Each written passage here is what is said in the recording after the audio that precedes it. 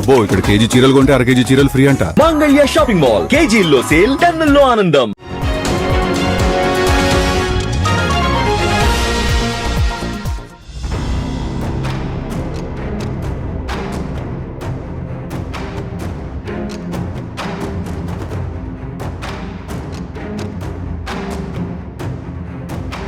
ఎటు పోతున్నావు సేనాని? ఇప్పుడు సామాన్య ప్రజలు, జనసేన కార్యకర్తలు పవన్ కళ్యాణ్ సినిమా చూసి అభిమానులుగా మారిన వాళ్ళంతా ఇదే ప్రశ్న వేస్తున్నారు. ఏపీలో కూటమి సర్కార్ ఏర్పడి ఏడాది దాటిపోయింది. 164 సీట్లతో చరిత్రాత్మక విజయం ఇచ్చారు ఏపీ ఓటర్లు. ఆ విజయం ఖచ్చితంగా పవన్ కళ్యాణ్ చలవేనని అందరికీ తెలిసిందే.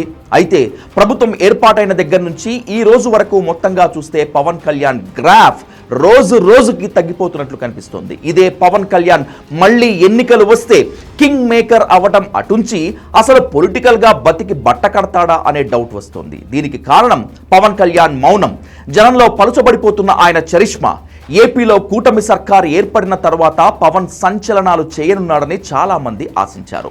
అచ్చం సినిమాలో ఆయన డైలాగులు లాగే ఏపీలో ఊహించని మార్పు వచ్చేస్తుందని భావించారు. కానీ వైసీపీ నేతల్ని జైల్లో వేయటం మినహా ఏపీలో పెద్ద మార్పేమీ కనిపించడం లేదు.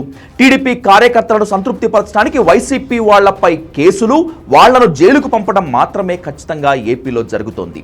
ఈ ముసుగులో జరగాల్సిన అభివృద్ధి ఏమీ జరగట్లేదని, ప్రశ్నిస్తానని వచ్చిన వాడు దాన్ని ప్రశ్నించకుండా మౌనంగా ఉండిపోయాడనే చర్చ జనంలో జరుగుతోంది. ప్రభుత్వ కార్యక్రమాల్లో భాగం పంచుకోవటం, చంద్రబాబు పక్కన నిలబడటం తప్ప పవన్ కళ్యాణ్ తనదంటూ ప్రత్యేక ముద్ర వేయలేకపోయాడు. అంతేకాదు ఆయనలో ఎక్కడ లేని నిస్సత్తువ, నిస్పృహ స్పష్టంగా కనిపిస్తున్నాయి.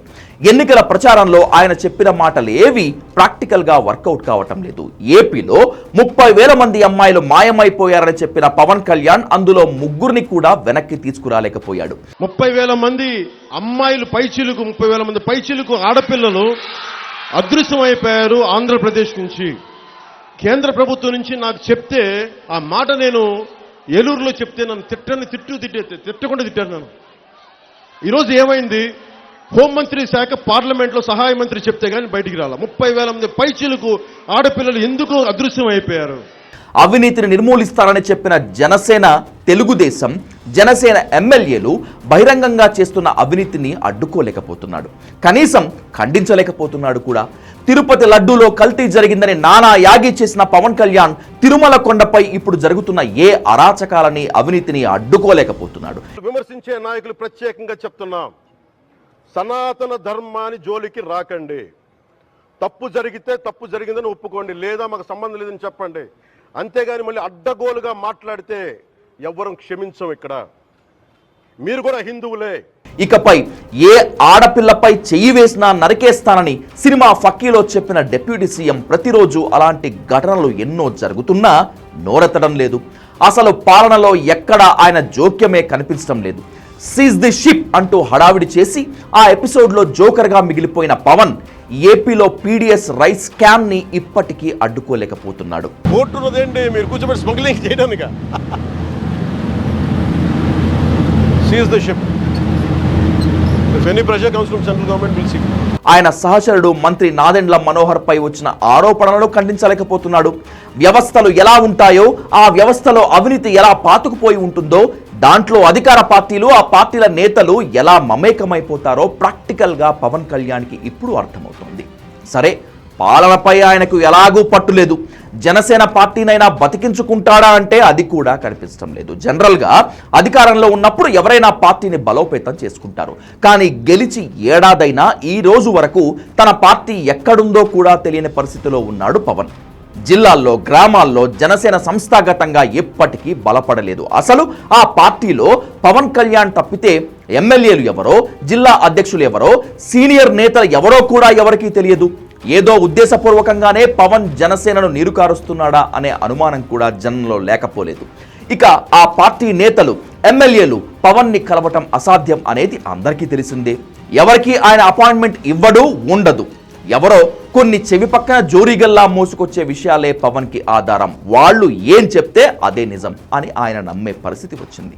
పార్టీని ఇలా గాలికి వదిలేసి ఆయన చేస్తున్న రాజకీయ విన్యాసాలు చూస్తుంటే సామాన్య జనానికి, జనసేన కార్యకర్తలకు కూడా చాలా ఆశ్చర్యం కలుగుతోంది. రాష్ట్రంలో జనసేనను గాలికి వదిలేసిన పవన్ తమిళనాడు, కర్ణాటకలో బీజేపీని బతికించడానికి కంకణం కట్టుకున్నాడు. ప్రధానంగా తమిళనాడు బీజేపీ కార్యక్రమాలకు హాజరవుతూ బీజేపీ నేతలాగే ప్రసంగాలు దంచుతున్నాడు. ఎప్పుడో 10 ఏళ్ల క్రితం త్రివిక్రమ్ శ్రీనివాస్ రాసిచ్చిన బాలగంగాధర్ తిలక్ మాటలు మళ్ళీ మళ్ళీ వల్లవేస్తున్నాడు.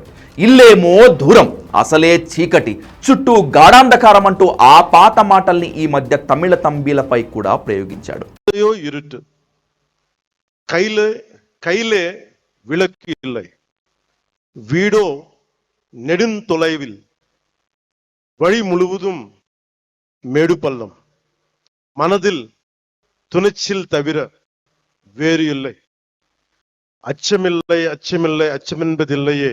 ఏపీలో రాజకీయ అధికారం పొంది పవర్ అనుభవిస్తూ ఇప్పుడు ఇల్లేమో దూరం, రాజకీయ గాఢాంధకారం అంటే ఎవరు నమ్ముతారు? కామన్ సెన్స్ లేకపోవటం అంటే ఇదే.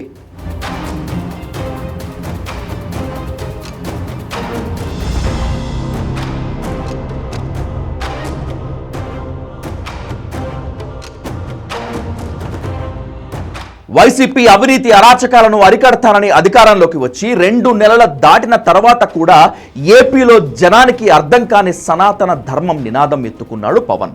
దీంతో ఆయన పూర్తిగా బీజేపీ డైరెక్షన్లోనే వెళ్తున్నాడని, ఏదో ఒక రోజు పార్టీని బీజేపీలో కలిపేస్తాడని జనంలో బలమైన నమ్మకం ఏర్పడింది. మా సమస్యలను గాలికి వదిలేసి ఈ సనాతన ధర్మం గురించి చెప్తారేంటి అంటూ జనం విసుక్కున్న సందర్భాలు లేకపోలేదు. ఈ రకంగా ఆయన సనాతన ధర్మ నినాదం బౌన్స్ బ్యాక్ అయ్యింది. సనాతన ధర్మానికి నిలువెత్తు ప్రతిరూపం శ్రీరామచంద్రమూర్తి. రామో విగ్రహవాన్ ధర్మ అంటాం.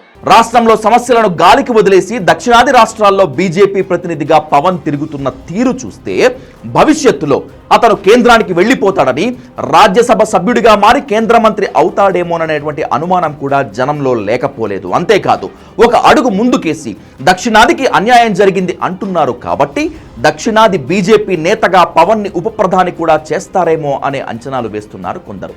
మొత్తానికి ఇక్కడ తన పని అయిపోయింది, కేంద్రానికి వెళ్ళిపోవటం మంచిది అని పవన్ ఓ నిర్ణయానికి వచ్చినట్లు అనిపిస్తోంది ఆయన అడుగులు చూస్తుంటే. ఇటు రాష్ట్రంలో లోకేష్ వేగంగా జనంలో నేతగా ఎదుగుతున్నాడు, నిత్యం ఏదో రకంగా వార్తల్లో ఉంటున్నాడు. ఒకప్పుడు భవిష్యత్ రాజకీయాల్లో జగన్కి పవనే ప్రత్యర్థి అనే ముద్ర ఉండేది, అది ఇప్పుడు క్రమంగా పలుచబడిపోయింది. జగన్కి లోకేష్ మాత్రమే భవిష్యత్ రాజకీయ ప్రత్యర్థి అనే ప్రచారం బలపడింది. ఈ విషయంలో లోకేష్ తన ప్రభావాన్ని పాజిటివ్ గానో నెగిటివ్ గానో ఏదో ఒక రకంగా నిరూపించుకుంటున్నాడు. పవన్ కళ్యాణ్ మాత్రం ఏ ప్రభావము లేకుండా జనం దృష్టిలో క్రమంగా చులకనైపోతున్నాడు. ఇది మరింత పెరిగితే 2029 ఎన్నికల నాటికి పాత స్థితికి వచ్చేసిన ఆశ్చర్యపోనవసరం లేదు. చంద్రబాబు, లోకేష్ ఎప్పటికప్పుడు పార్టీ శ్రేణులను ఉరకలెత్తిస్తూ జగన్మోహన్ రెడ్డిని మాటలతో చీల్చి చెండాడుతూ రాజకీయంగా పార్టీని మరింతగా బలోపేతం చేసుకుంటున్నారు. పవన్ కళ్యాణ్ మాత్రం అచేతనంగా దిక్కులు చూస్తున్నాడు. చిత్రంగా ఇటీవల ఏడాది పాలన ముగిసిన సందర్భంగా అభివృద్ధిపై సమావేశం జరుగుతుంటే హఠాత్తుగా ఆవేశపడి వైసీపీ నేతల్ని చంపుతా పొడుస్తా అంటూ అర్థం లేని ఆవేశాన్ని ప్రదర్శించి ఇదేదో పెయిడ్ ఎపిసోడ్లా ఉందే, వ్యవహారంలా ఉందే అని సామాన్యులు సైతం అనుమానపడే స్థాయికి వచ్చేశాడు పవన్. రోడ్ల మీదకొచ్చి బ్యానర్లు పట్టుకొని గొంతుకులు కూసేస్తాం. సినిమాలు చెప్పడానికి చాలా బాగుంటాయి ఇవి. నేను సినిమాల నుంచి వచ్చిన వాడిని. సినిమాలు చెప్పడానికి చాలా బాగుంటాయి, నిజ జీవితంలో అవి నమ్మి మోసపోకండి. కాలు మక్కిలు ఎరకొట్టు కింద కూర్చోబెడతాం. జాగ్రత్త, పిచ్చి వేషాలు వేయకండి ఎవరు కూడా. ఓవరాల్ గా చూసుకుంటే పవన్ లో ఓపిక లేదు, కష్టపడే తత్వం అంతకన్నా లేదు, అడ్మినిస్ట్రేషన్ అర్థం కావటం లేదు, పార్టీ ఎదగటం లేదు, ప్రభుత్వాన్ని నిలదీసి పనులు చేయించుకునేంత శక్తి కూడా లేదు. దీంతో ఏదో నడిపించేద్దాంలే అనే భావనతో ఆయన ఉన్నట్లు క్లియర్ కట్ గా అర్థమవుతోంది. ఇదే కొనసాగితే మళ్ళీ ఇల్లేమో దూరం, అసలే చీకటి, చుట్టూ గాఢాంధకారం, దారంతా గతుకులు అనే పాత పాట మళ్ళీ పాడుకోక తప్పదేమో.